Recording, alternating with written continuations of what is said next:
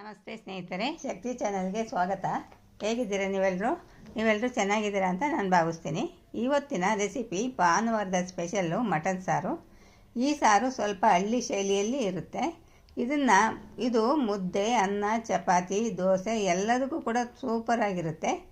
ಬನ್ನಿ ಇವಾಗ ಹೇಗೆ ಮಟನ್ ಸಾರು ಮಾಡೋದು ಅಂತ ನಾನು ತೋರಿಸ್ಕೊಡ್ತೀನಿ. ಯಾರು ಹೊಸದಾಗಿ ನನ್ನ ಚಾನಲ್ನ ನೋಡ್ತಿದ್ದೀರಾ ಸಬ್ಸ್ಕ್ರೈಬ್ ಮಾಡ್ಕೊಂಡು ನೋಡಿರಿ, ಮತ್ತು ಬೇರೆಯವರು ಕೂಡ ಶೇರ್ ಮಾಡಿರಿ.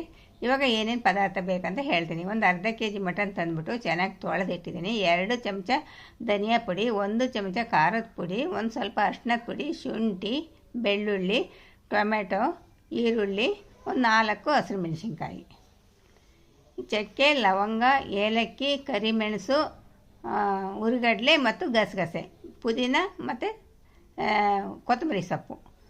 ಇವಾಗ ಹೇಗೆ ಮಾಡೋದು ಅಂತ ತೋರಿಸ್ತೀನಿ. ಮೊದಲು ಮಸಾಲೆನ ಹುರ್ಕೋಬೇಕು. ಇವಾಗ ನಾನು ಹುರಿದು ಮಾಡ್ತಾಯಿದ್ದೀನಿ. ಈ ಹುರಿದೇ ಮಟನ್ ಸಾರನ್ನ ಮಾಡಿ ತೋರಿಸಿದ್ದೀನಿ. ಮಸಾಲೆನ ಹುರಿದೇನೆ. ಇದನ್ನು ಮಸಾಲೆ ಹುರಿದ್ಬಿಟ್ಟು ಮಾಡೋದನ್ನ ಮಟನ್ ಸಾರು ಹೇಗೆ ಮಾಡೋದು ಅಂತ ತೋರಿಸ್ತೀನಿ. ಇವಾಗ ಒಂದು ಬಾಣಲಿ ತಗೊಂಡು ಬಾಣಲಿಗೆ ಒಂದು 2 ಸ್ಪೂನ್ ಎಣ್ಣೆ ಹಾಕಿಬಿಟ್ಟು ಮೊದಲು ಈರುಳ್ಳಿ ಹಾಕ್ತೀನಿ, ಒಂದು 4 ಹಸಿರು ಮೆಣಸಿನ್ಕಾಯಿ ಹಾಕ್ತೀನಿ. ಇದ್ರ ಜೊತೆಗೆ ಚಕ್ಕೆ, ಲವಂಗ, ಏಲಕ್ಕಿನ ಹಾಕ್ತೀನಿ. ಚಕ್ಕೆ, ಲವಂಗ, ಏಲಕ್ಕಿ, ಕರಿಮೆಣಸನ್ನ ಹಾಕ್ತೀನಿ.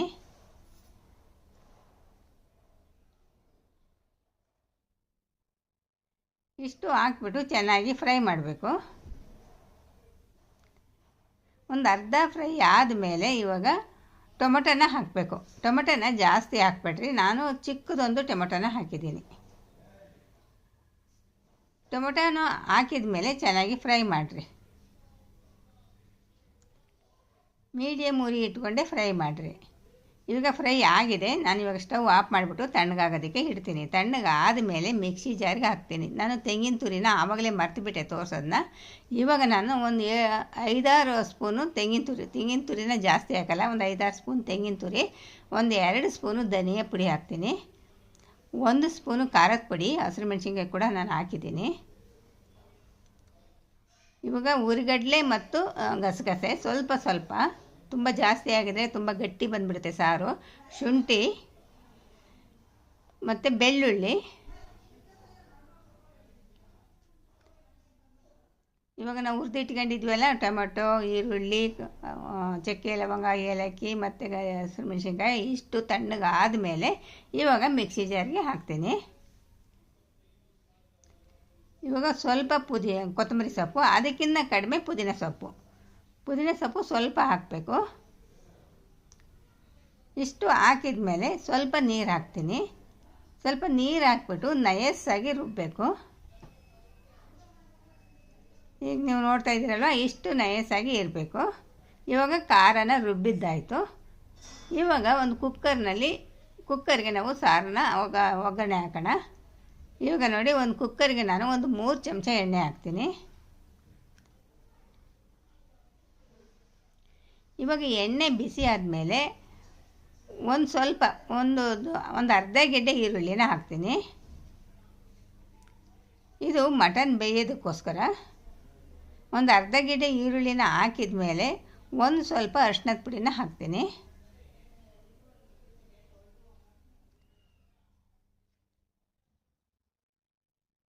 ಅರಿಶಿಣದ ಪುಡಿ ಈರುಳ್ಳಿನ ಹಾಕಿದ ಮೇಲೆ ಸ್ವಲ್ಪ ಮೆತ್ತಗೆ ಆದಮೇಲೆ ನಾನು ಚೆನ್ನಾಗಿ ತೊಳೆದಿಟ್ಕೊಂಡಿರೋ ಮಟನ್ನ ಹಾಕ್ತೀನಿ. ಒಂದು ಅರ್ಧ ಕೆಜಿ ಮಟನ್ ಇದು. ಚೆನ್ನಾಗಿ ತೊಳೆದಿಟ್ಟಿರೋ ಮಟನ್ನ ಹಾಕಿದ ಮೇಲೆ ಚೆನ್ನಾಗಿ ಮೀಡಿಯಮ್ ಉರಿ ಇಟ್ಕೊಂಡು ಫ್ರೈ ಮಾಡಿರಿ.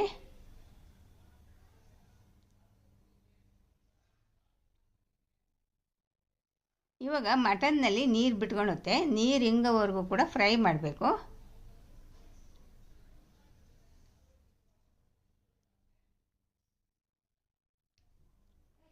ಇವಾಗ ಸ್ವಲ್ಪ ಕೊತ್ತಂಬರಿ ಸೊಪ್ಪು, ಸ್ವಲ್ಪ ಪುದೀನ ನಾನು ರುಬ್ಬೋದಕ್ಕೂ ಹಾಕಿದ್ದೀನಿ. ಇವಾಗ ಇದಕ್ಕೂ ಹಾಕಿದರೆ, ಮಟನ್ಗೂ ಹಾಕಿದರೆ ಚೆನ್ನಾಗಿ ಒಳ್ಳೆ ಘಮ ಬರುತ್ತೆ, ತುಂಬ ಚೆನ್ನಾಗಿರುತ್ತೆ. ಇವಾಗ ಸ್ವಲ್ಪ ಕೊತ್ತಂಬರಿ ಸೊಪ್ಪು, ಸ್ವಲ್ಪ ಪುದೀನ ಸೊಪ್ಪು ಹಾಕಿದ ಮೇಲೆ ಚೆನ್ನಾಗಿ ಫ್ರೈ ಮಾಡಿರಿ.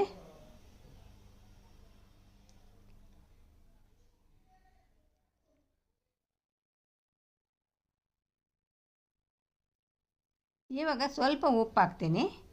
ಮಟನ್ ಬೇಯೋದಕ್ಕೋಸ್ಕರ ಸ್ವಲ್ಪ ಉಪ್ಪು ಹಾಕ್ತೀನಿ. ಉಪ್ಪು ಹಾಕಿದ ಮೇಲೆ ಮಟನ್ನು ನೀರು ಬಿಟ್ಕೊಳುತ್ತೆ. ನೀರೆಲ್ಲ ಹಿಂಗೋವರೆಗೂ ಕೂಡ ಮೀಡಿಯಮ್ ಉರಿನಲ್ಲಿ ಫ್ರೈ ಮಾಡಿರಿ. ಇವಾಗ ನೋಡ್ತಾ ಇದ್ದೀರಲ್ವ, ನೀರೆಲ್ಲ ಹಿಂಗಿದೆ ನೋಡಿ, ಮಟನ್ನು ಚೆನ್ನಾಗಿ ಫ್ರೈ ಆಗಿದೆ. ಈಗ ರುಬ್ಬಿಟ್ಕೊಂಡಿರೋ ಖಾರನ ಹಾಕಬೇಕು.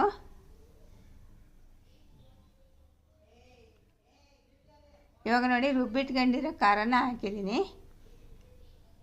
ಖಾರ ಹಾಕಿದ ಮೇಲೆ ಚೆನ್ನಾಗಿ ಮಟನ್ನು ಮತ್ತು ಖಾರ ಚೆನ್ನಾಗಿ ಮಿಕ್ಸ್ ಮಾಡಬೇಕು.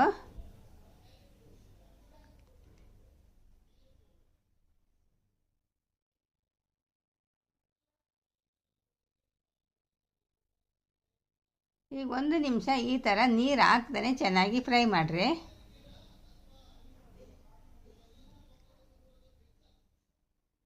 ಖಾರ ಸ್ವಲ್ಪ ಚೆನ್ನಾಗಿ ಹಸಿ ವಾಸನೆ ಹೋಗಬೇಕು, ನೀರು ಹಾಕ್ದೇ ಚೆನ್ನಾಗಿ ಫ್ರೈ ಮಾಡಬೇಕು. ಇವಾಗ ನೀರು ಹಾಕಬೇಕು. ಇವಾಗ ನೋಡಿಕೊಂಡು ಅದು ಬೇಯ್ತಾ ಗಟ್ಟಿಯಾಗಿಬಿಡುತ್ತೆ. ಅದಕ್ಕೋಸ್ಕರ ಸ್ವಲ್ಪ ನೀರನ್ನ ಜಾಸ್ತಿನೇ ಹಾಕಬೇಕು. ಈ ಮಟನ್ ಸಾರು ತೆಳ್ಳಗಿದ್ರೇ ಚೆನ್ನಾಗಿರುತ್ತೆ, ತುಂಬ ಗಟ್ಟಿ ಇದ್ದರೆ ಅಷ್ಟು ಚೆನ್ನಾಗಿರಲ್ಲ. ಇವಾಗ ಇನ್ನೂ ಸ್ವಲ್ಪ ನೀರು ಇಡಿಸುತ್ತೆ, ಇದು ಬೇಯ್ತಾ ಗಟ್ಟಿ ಆಗಿಬಿಡುತ್ತೆ. ಈಗ ನಾನು ಇನ್ನೊಂದು ಸ್ವಲ್ಪ ನೀರು ಹಾಕ್ಬಿಡ್ತೀನಿ. ಇವಾಗ ನೀರು ಹಾಕಿದ ಮೇಲೆ ಇವಾಗ ಕುದಿಯೋದಕ್ಕೆ ಬಿಡ್ತೀನಿ. ನೋಡಿ, ಇಷ್ಟು ನೀರು ಹಾಕಿರ್ಬೇಕು. ಬೆಂದ ಮೇಲೆ ಕರೆಕ್ಟಾಗಿ ಆಗುತ್ತೆ, ಅದು ಸ್ವಲ್ಪ ಗಟ್ಟಿ ಆಗುತ್ತೆ. ಇವಾಗ ಆಗಲೇ ನಾನು ಮಟನ್ ಬೇಯೋದಕ್ಕೆ ಉಪ್ಪು ಹಾಕಿದ್ದೀನಿ. ಇವಾಗ ಇನ್ನೊಂದು ಸ್ವಲ್ಪ ಉಪ್ಪು ಹಾಕ್ತೀನಿ. ಉಪ್ಪು ಹಾಕಿದ ಮೇಲೆ ಇವಾಗ ಕುದಿಯೋದಕ್ಕೆ ಬಿಡ್ತೀನಿ. ಕುದಿ ಬಂದ ಮೇಲೆ ಕುಕ್ಕರ್ ಮುಚ್ಚಳ ಮುಚ್ಚಬೇಕು. ಇವಾಗ ನೋಡಿ ಕುದಿ ಬರ್ತಾ ಇದೆ. ತುಂಬ ಚೆನ್ನಾಗಿರುತ್ತೆ ಸ್ನೇಹಿತರೆ. ಈ ಥರ ನೀವು ಮಸಾಲೆನ ಹುರಿದ್ಬಿಟ್ಟು ಮಾಡಿರಿ, ತುಂಬಾ ರುಚಿಯಾಗಿರುತ್ತೆ. ಈಗ ಕುಕ್ಕರ್ ಮುಚ್ಚಳ ಮುಚ್ಚಿಬಿಟ್ಟು ನಾನು 4 ವಿಸಲ್ ಬರೆಸ್ತೀನಿ.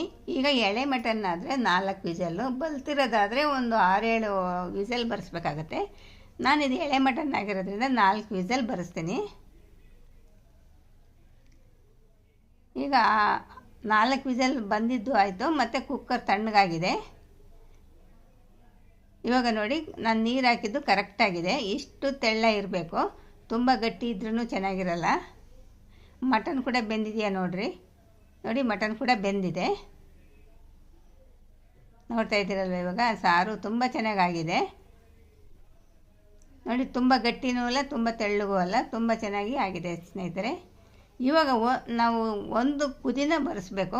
ಒಲೆ ಹಚ್ಚಿಬಿಟ್ಟು ಒಂದು ಕುದಿ ಬಂದರೆ ಸಾಕು. ನಾವು ಕುಕ್ಕರ್ ತಣ್ಣಗಾದ್ಮೇಲೆ ತೆಗೆದ ಮೇಲೆ ಒಂದು ಕುದಿ ಬಂದರೆ ಸಾಕು. ನೋಡ್ತಾ ಇದ್ದೀರಲ್ಲ ಎಷ್ಟು ಚೆಂದ ಕಾಣುತ್ತೆ. ತಿನ್ನೋದಕ್ಕೂ ಕೂಡ ಅಷ್ಟೇ ರುಚಿಯಾಗಿರುತ್ತೆ. ಮುದ್ದೆಗೆ, ಅನ್ನಕ್ಕೆ, ಚಪಾತಿಗೆ, ರೋಟಿಗೆ, ಪೂರಿಗೆ ಎಲ್ಲದಕ್ಕೂ ಕೂಡ ತುಂಬಾ ಚೆನ್ನಾಗಿರುತ್ತೆ ಸ್ನೇಹಿತರೆ. ಈ ಥರ ಮಾಡಿದರೆ ಮಟನ್ ಸಾರು ತುಂಬಾ ಇಷ್ಟಪಟ್ಟು ತಿಂತಾರೆ. ಒಂದು ಸಾರಿ ನಿಮ್ಮ ಮನೇಲಿ ಟ್ರೈ ಮಾಡಿ ನೋಡಿರಿ. ಈ ಥರ ನಾನು ಮಾಡಿರೋ ಥರ ಮಾಡಿ ನೋಡಿಬಿಟ್ಟು ರುಚಿ ಹೇಗಿತ್ತು ಅನ್ನೋದನ್ನ ನನಗೆ ಕಾಮೆಂಟ್ನಲ್ಲಿ ತಿಳಿಸ್ರಿ. ಭಾಳ ಸುಲಭ ಮಾಡೋದು, ರುಚಿ ಮಾತ್ರ ಸೂಪರ್ ಆಗಿರುತ್ತೆ.